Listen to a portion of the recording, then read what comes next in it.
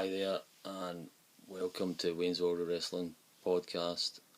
I'm your host, Wayne Gilmore, and as you can see, this is the first time I've decided to record on video through YouTube. The audio will be set up through Anchor and other podcast outlets like Spotify and the other ones that have been on it for the past few months. Decided to do the video for the first time just to try it out to see how it go. The podcast tonight is about how I get into wrestling and why I'm still into it. And I don't think I'll ever grow out of it now that I'm 40 years old. So thanks for joining me, and I hope it goes well today.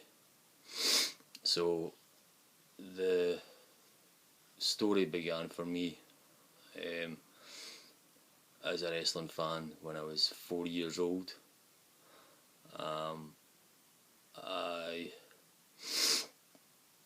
It was in Lockerbie with my mum, dad and my sister.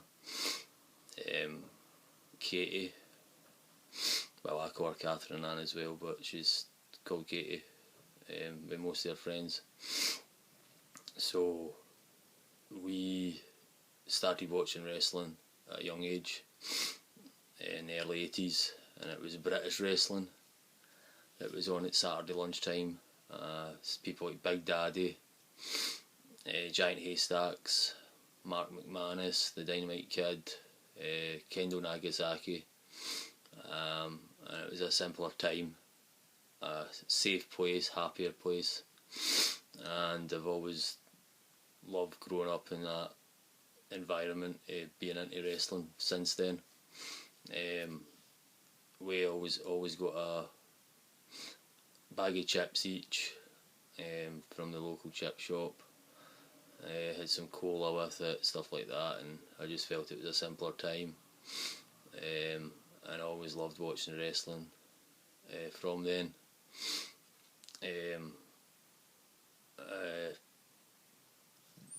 I watched the wrestling throughout the 80s and right up till 1988 when it stopped. The British wrestling stopped after that, which was disappointing, but I still ended up going to a couple of shows that came to Carluke when we moved to Carluke in the 80s. It wasn't Big Daddy in that, but it was people that were still in the British wrestling scene. They were kind of fun events then when I was younger too. And then I discovered WWF. SummerSlam 90 was the first VHS tape I got. I rented it for Blockbuster or Ritz or something it was called at the time. And I really enjoyed SummerSlam 90. Me and my mum watched it with my cousins John and Mitchell and my friend Gordon Miller, and I've never looked back since from WWF. Well, at that point until obviously the PG era and that, it kind of went off it anyway. I remember watching it in the Rockers, Marty Jannetty and Shawn Michaels were fighting Hercules, Power and Glory, and they were cheating and smashed Marty Jannetty. No, Shawn Michaels outside the ring, so it was Marty Jannetty's self, and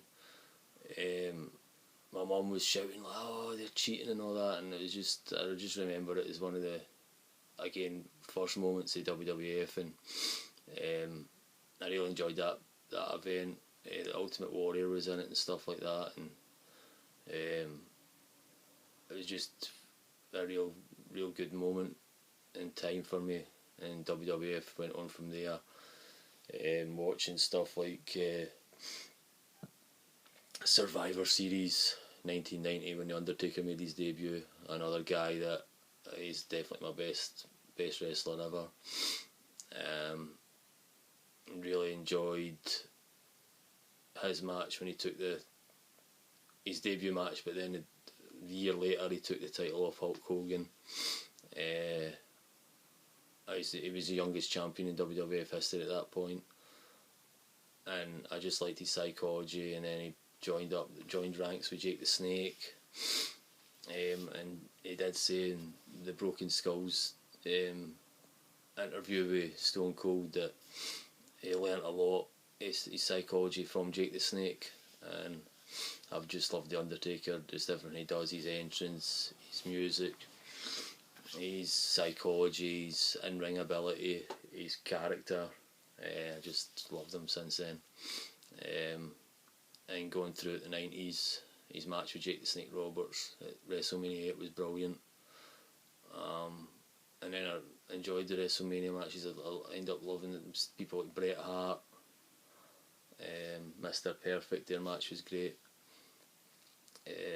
But personally, there's just all these kind of moments in time for wrestling when I was watching it with my cousins and Way Gordon, and then when I went to high school I was still watching it, and I get slagged about it. Obviously most people do. You're like, oh, what are you into that fake stuff for? And then my comeback was like, well, you watch TV shows and stuff like that, so, and movies, so they're no real either.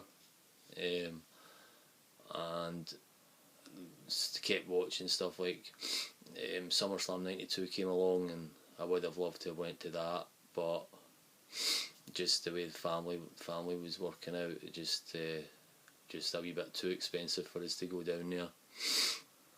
And also the match with Bret Hart and Bulldog was just another epic event. I really loved watching that. I can watch it over and over again. I just kept watching right up to the Attitude Era, stuff like this, and Attitude Era, probably the best era, arguably, in WWF. But a lot of people didn't like it because of the profanity, and again, I did enjoy it for certain aspects of it, but again, some of the profanity would have been a bit, not the best for some people, but I still enjoyed it. Like Stone Cold, The Rock, DX, Mick Foley, Undertaker, The Ministry, Stone Cold beating up Mr. McMahon and things like that. So there's so much happening in the Attitude Era, and I enjoyed everything about that. But me personally, after that, it kind of went stagnant a wee bit, and obviously the PG era came in, and it just got predictable and more child friendly, and I was obviously in my early 20s at that point, and I just thought it wasn't really for me, marketing wise. It was like wasn't really directed at me, so I kind of fell away from it then. But even when that was on, like obviously WCW and WWF had the Monday Night Wars. I never really got to see much WCW, if any, really. I wish I had watched the two of them, but I never had the pleasure in watching them. I see bits and pieces now on the network and whatever, which did look good. But after I went off WWF for a while, I started watching bits of like Impact and that, or TNA, and I did enjoy it, but they could have been so much better with the talent they had in their ranks and stuff. But I enjoyed just kind of going to different events, like when TNA came over, and I did go to a few events, like SWA, which Scottish Wrestling Alliance. They put on some really good shows, and I still go to them now. The British wrestling scene definitely is thriving, and you've got some really good wrestlers who I do enjoy watching, like Mikey Whiplash and Jack Jester. They've got a good in-ring psychology, and they know how to put on a good match. So I do enjoy the Scottish wrestling scene, and I went to my first ICW event just early this year, and I've got another one the same night as WrestleMania's on. Me and my mates are going to be going to the event, and then in the garage, and then straight after that they're showing the WrestleMania screening. I'm not fully excited about WrestleMania because I'm not a big WWE fan, but it'll be just a good buzz to go out with my mates, get a few beers, and then watch it live, and hopefully Big Drew wins the title for the Scots, and that hopefully it will happen. I think beat Big Brock Lesnar, because I can't be bored with him just because he's part-time, and hardly turns up, and he doesn't even talk on the mic. I know he's got Heyman there, and that's his thing to do. Heyman is brilliant, one of the best heels ever. But I just think I would prefer Drew McIntyre to be champion, because he's actually on the show most of the time. I just get disillusioned with WWE a lot because of the way they do things, like The Fiend, indestructible, and then they play him out. They play him out to Saudi Arabia match with Goldberg, and he gets beaten 2 minutes after making him this big indestructible guy. So I just didn't understand it. Stuff like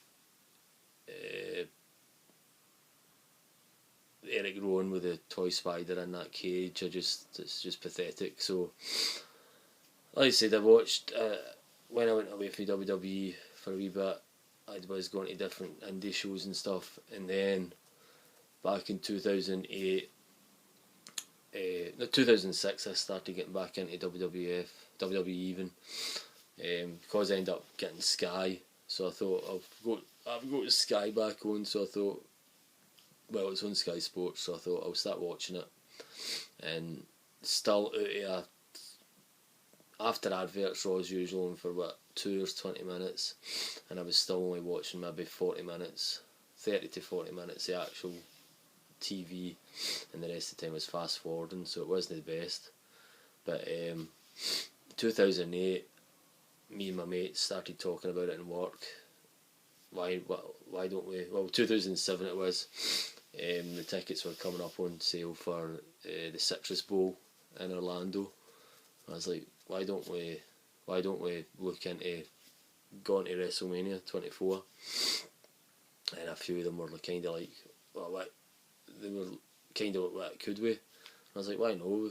Here, look for some deals, for cheap flights, cheapest flights we can get, and see what kind of accommodation there is, and see what we can do. And so we end up going over for WrestleMania 24. Finally, one of a dream of mine anyway. Since I've been watching wrestling back, and WWF since 1990. So 18 years later, I went to my first WrestleMania in Orlando, and I see Ric Flair getting retired by Shawn Michaels, and Undertaker coming out, and he had a really good match against Edge. Two of them are Edge is one of my favourite guys too, but Undertaker is my favourite of all time. So the two of them in a match was something to see as well. Just how amazing it looks being there in the flesh was just some experience. So me and my mate Paul, Jim, who does the podcast Learning the Ropes with me as well, and he's sometimes on this one as well, Wayne's World of Wrestling. So, and we Davey and Dale as well. So the 5 of us had some laugh and some experience over in Florida. We went to Universal Studios and a few other places as well when we were there. That was a great experience. Then Raw the next night on the Monday. There's such an amazing atmosphere on Raw, and probably was a better experience because we were a bit closer to the ring, and everybody was saying thank you Rick when he came out, and all the wrestlers came out to thank him as well, and it was one of the best experiences ever. So I was really happy I went. And I continued to watch it when I got home. Still watched it for the next few years. Went to a few Raws and a few TNAs. Still went to the SWA events over the years as well, between 2008 to 2013, and then 2013 decided to go to the MetLife Stadium for WrestleMania 29 with my friend Leanne, and that was a good experience as well. We went to Raw the next night as well, but MetLife was good. Cena and The Rock was good to see. I'm not the biggest fan of the two of them, but it was good to see I'd seen them in the flesh in a match. Undertaker's CM Punk, in my opinion, was probably Undertaker's last really classic match. I still feel like he should call it a day. I love Undertaker, like I've said a few times already here.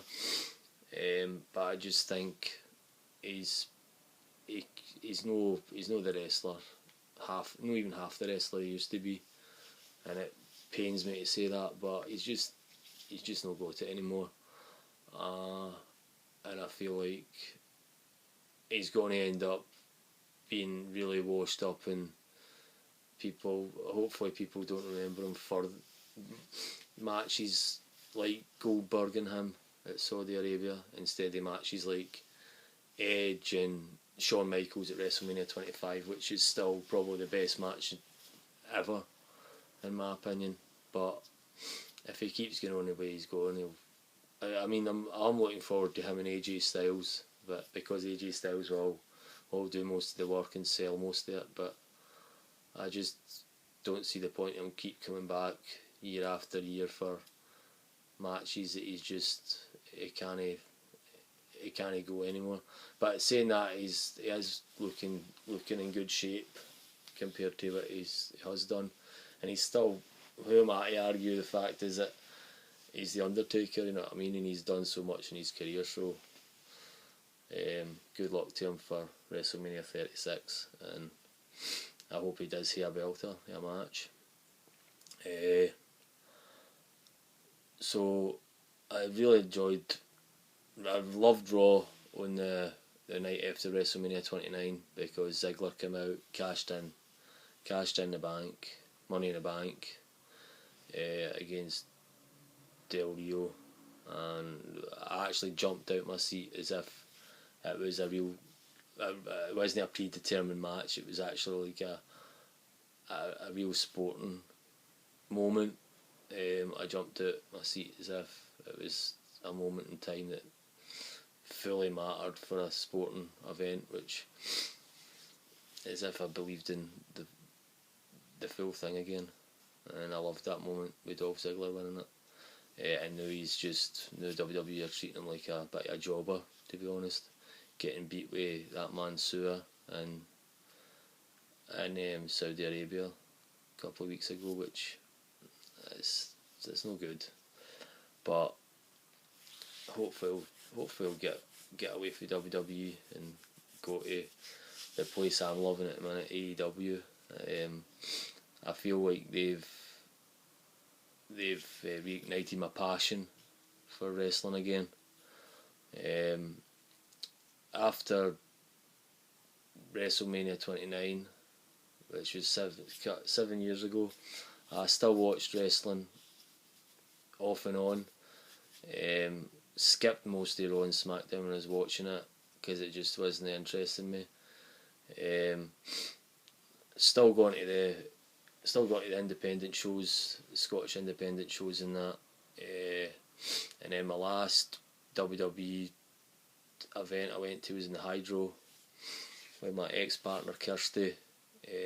We went to it in 2014, That was the last time I went to a WWE event, and then just SWA shows, and then this year ICW, and then another ICW show before the screening in Mania in the garage. So I'm looking forward to that.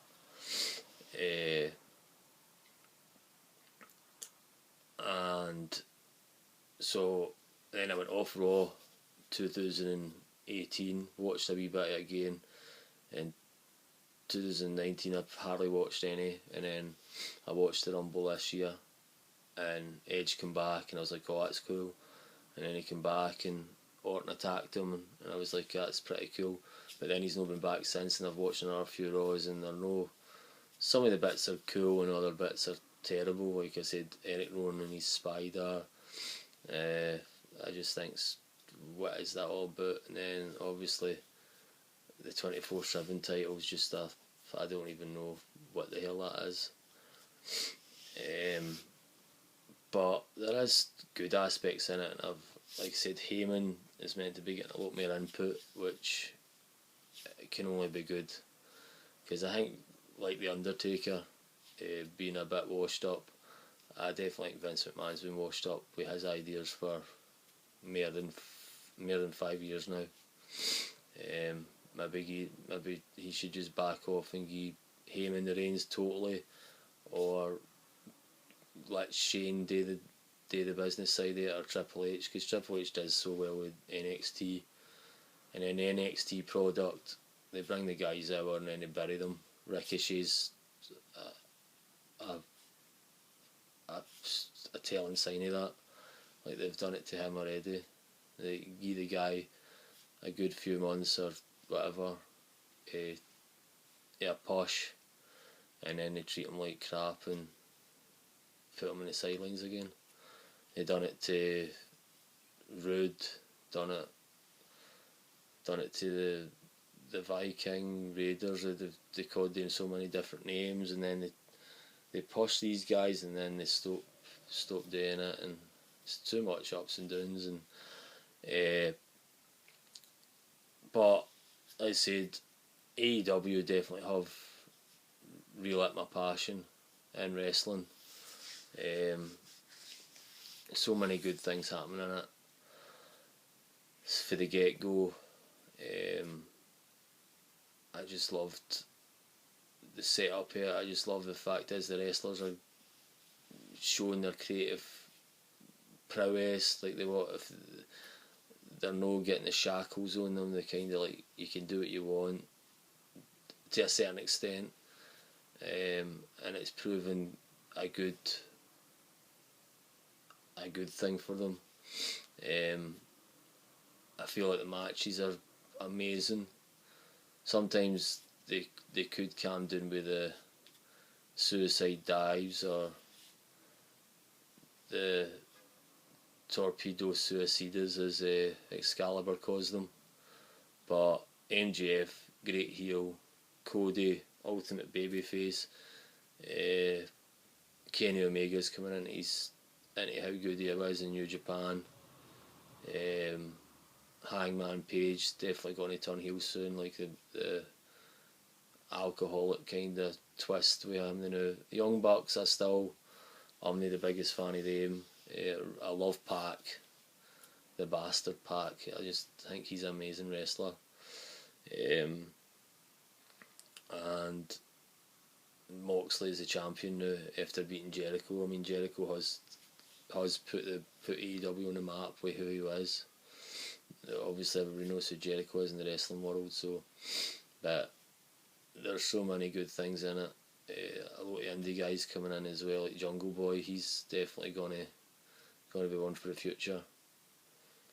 I really like Orange Cassidy. I didn't know about him at first, but he's just so funny, and he can wrestle. So, and see what happens there with him. And then I've got Jake the Snake's just turned up. Great promos for him. I loved it when he came out last week. Lance Archer's still to turn up. Brody Lee could be the one that's got to be under Jake the Snake's tutelage. And then who's the exalted one? It's looking like Matt Hardy. which will be another great move for them. So there's so much stuff happening in AEW, and I'm loving it. And Tony Khan he's a wrestling fan. He's a geek. I mean, fair enough. His dad's rich, and he's put a lot of money into it and gave Tony Khan the money. But Tony Khan's still a businessman as well. He's done well under Fulham and the Jacksonville Jaguars. So he knows what he's doing in that sense as well. So hopefully it will keep growing in stature, and it gives WWE a run for money, and WWE actually start getting their finger out a bit, because it can only benefit both sets of fans. Because I still look at myself as a WWE fan. I just haven't really liked what they've been doing for the last 5-6 years. Like they've got some good stuff, but they've got some really, really, really, really bad stuff as well. And hopefully they'll sort it out, and the two of them fighting against each other will help the companies and the fans to make better products, because WWE haven't had anybody to battle against, and that's the problem. But I just think the amount of money that WWE rake in, they should have some sort of, they should have a better product, should have better storylines, and the fans definitely aren't happy. They're always moaning after pay-per-views and stuff like that. So right now I'm happy watching AEW every week. I'm choking to see every episode every time, and I'm looking forward to going out to see WrestleMania with my mates.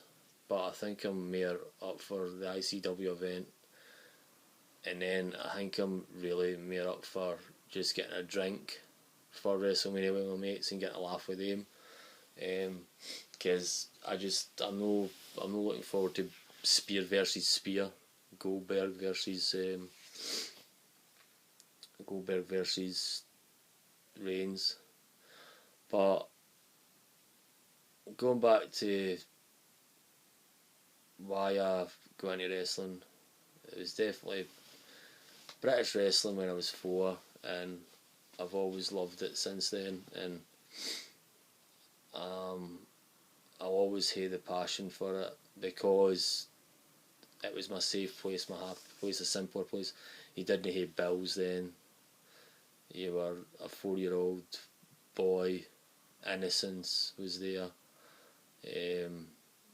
You were safe with your family, sitting watching round the TV, sitting watching Big Daddy coming out, and you had your chips and a wee drink of juice. It was just a simple time, but it was one of the best times. And me and my big sister loved it since then. And again, my big sister is one of the people I'm trying to go in this show. She's a big Hitman Hart fan, and she'd be talking about British wrestling as well.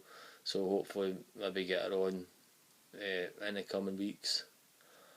But I don't know. She wasn't. She says she would think about it, but I don't think she would do the video, but maybe just the audio one.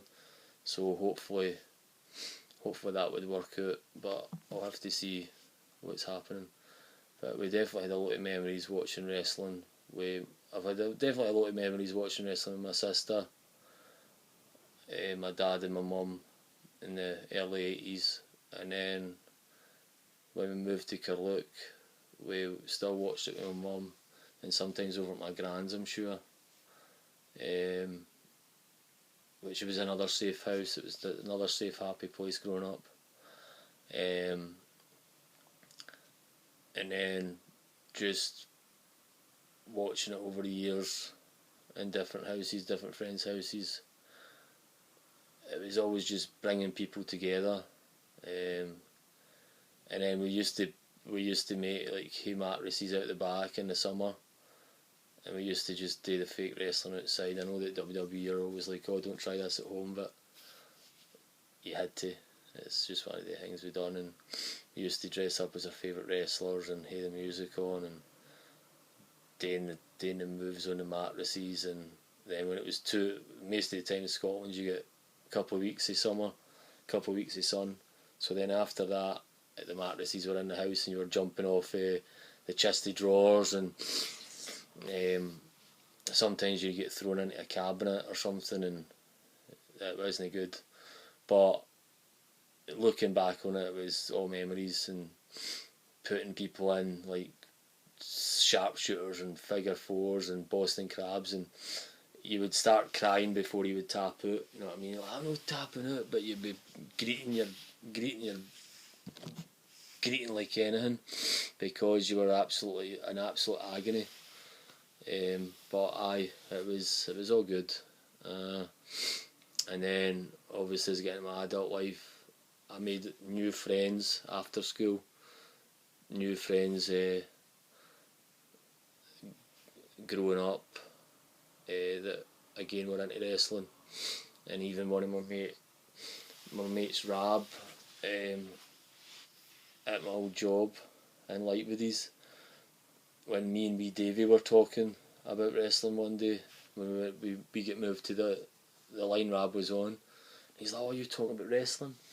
It's like, aye, and he's like, oh, I can't believe you're talking about wrestling. It's one of the things, it's like you get judged more for being into wrestling and coming out the closet or something, and I'm just like, well, if people want to slag me for being into wrestling, I don't care, because that's what I love. It's one of my passions, it's one of my loves, and I'll never change. And I do still get slagged for it, and I still don't care. So everybody's got their likes and dislikes, and our loves and hates, and one of my loves is wrestling, and it's always going to be one of my loves. And then obviously made mates again through even WrestleMania. I don't think I really spoke to Jim until WrestleMania, really. I think I met him once or twice before it maybe, and we went out, and he's been one of my really good mates since then. And again, he probably always will be. And now we're doing podcasts together, and I just think it's like a community that look out for each other, and people just love it, because it's an entertainment.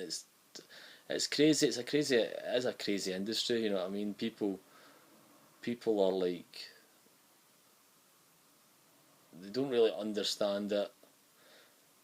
If you're not into it, you're like, oh, it's just that fake fighting, and oh, they don't really hurt each other. But then you're like, well, why don't you try getting thrown through a table or falling off ladders or whatever else? And then I was watching that Road to Wrestler on the Scottish BBC Scotland channel, and like one of the bigger muscly guys was taking bumps in the ring, and he actually started crying because he didn't really physically think it was going to be as sore on him. So it's no as, I know it's choreographed and scripted and whatever, but it's still, there is pain in there, and obviously you see people going through it over the years. But I'll never stop loving it, and like I said, I'm glad the AEW's came along and Tony Khan, and I really do hope it comes to Britain soon. If it doesn't come to Scotland, I'm still going to try and get down to London for it, or down to Manchester or something like that.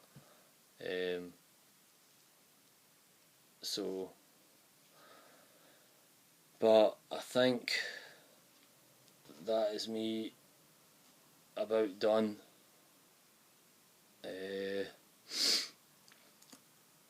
Just so many memories,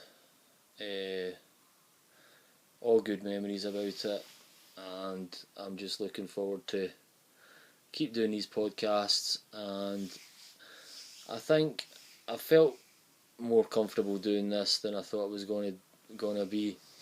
I still feel a bit nervous and obviously see my face on the camera a bit, but it's went a bit better than I thought, and